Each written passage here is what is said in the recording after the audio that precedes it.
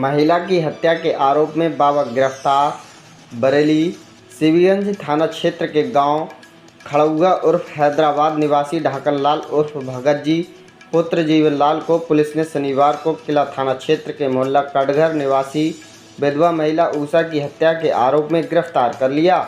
ज्ञात हो कि पिछले दिनों उषा की लाश खड़ौआ स्थित मड़ी के पास पाई गई थी, जिसे पुलिस ने पोस्टमार्टम के लिए भेजकर हत्यारोपी बाबा को गिरफ्तार करने की कोशिश शुरू कर दी। पुलिस ने आज बाबा ढाकन लाल उर्फ भगत जी को गिरफ्तार करने के बाद पूछताछ की तो पता चला कि महिला के पति की मौत हो गई थी और वह बाबा के पास आती थी। उससे मिले पैसे से ही वह अपना गुजारा चलाती थी। यह बात महिला के घर वालों को पता चली तो उन्होंने इसका विरोध किया। बाबा को जब इस बात का पता चला तो उसने महिला से छुटकारा पाने की कोशिश की, लेकिन वह नहीं मानी और बाबा के पास आती रही। इसी से छुटकारा पाने के लिए बाबा ने गला दबाकर उसकी हत्या कर दी और लाश को मड़ी के पास ही गड्ढा खोदकर दबाने का प्रयास किया, लेकिन वह सफल नहीं हुआ और लाश को छोड़कर भाग गया। पुलिस ने बाबा को गिरफ्तार करने के बाद उसकी निशानदेही पर गड्ढा खोदने के लिए लाया गया फावड़ा भी बरामद कर लिया। बॉडी मिली थी, उसका खुलासा क्या मामला था, किस तरह से पूरे घटनाक्रम को अंजाम? देखिए, थाना सीबीगंज में 20 जुलाई 2024 को सुबह तकरीबन 12 बजे सूचना प्राप्त हुई कि एक महिला का ग्राम खड़ौआ में स्थित एक मंदिर के पास में एक शव मिला है। इस पूरे घटनाक्रम की जानकारी की गई। फील्ड यूनिट द्वारा घटनास्थल को विजिट किया गया। सारे उच्चाधिकारियों द्वारा घटनास्थल का निरीक्षण किया गया। सारे साक्ष्य इकट्ठे किए गए। सारी साक्ष्य इकट्ठे करने के बाद पुलिस इस निष्कर्ष पर पहुंची कि उस खड़ौआ स्थित मंदिर के ही बाबा, जिसका नाम बाबा ढाकन लाल उर्फ भगत जी निवासी ग्राम खड़ौआ थाना सीबीगंज है, उसके द्वारा हत्या को अंजाम दिया गया। और 19 तारीख की रात्रि लगभग 7 से 9 बजे के मध्य में ही घटना को अंजाम दिया गया था। और अभियुक्त के द्वारा पुलिस को लगातार 19 तारीख की रात्रि से ही अगले दिन 20 तारीख तक अभियुक्त द्वारा गुमराह किया गया। और अभियुक्त लगातार मृतका के बेटी और बेटे के संपर्क में था। बेटे और बेटी द्वारा लगातार अपनी मां को ढूंढने का प्रयास किया जा रहा था।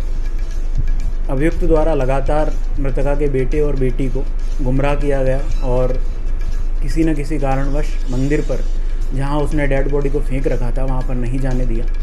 अगले दिन जब बाकी व्यक्ति, जो अन्य मंदिर पर लोग आते हैं, उनके द्वारा जब मंदिर पर 11 बजे के करीब जो लोग मंदिर पर आते हैं, उनके द्वारा जब ये जानकारी हुई कि वहाँ पर कोई शव पड़ा है, तब बाबा के द्वारा ही 11:40 पर अगले दिन उनके घर वालों को सूचित किया कि वहाँ डेड बॉडी पड़ी है। बाबा ने पूरा अपनी इस तरह की कूट रचित कहानी रची ताकि किसी न किसी व्यक्ति को उसमें गवाह बना सके कि शव उसके द्वारा ढूंढा गया है और मुझे इसकी कोई जानकारी नहीं थी। जबकि बाबा द्वारा ही घटना कारित करके मंदिर के समीप ही शव को फेंक दिया गया था और बाबा द्वारा 19 तारीख की रात्रि में ही घटनास्थल के निकट ही एक गड्ढा खोदकर शव को दबाने का प्रयास भी किया गया।